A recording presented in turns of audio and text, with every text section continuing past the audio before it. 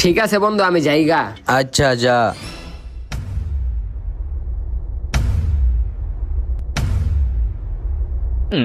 কি রে, তুই এগুলা কি করতাছ? আরে বেটা, আমার বাপে যেই যদি জানে আমি মদ খেয়া ঘরে গেছি, তাহলে তো আমার বিল দা পিড়াইবো।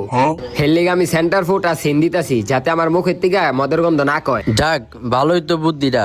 ঠিক আছে, সাবধানে যাইস।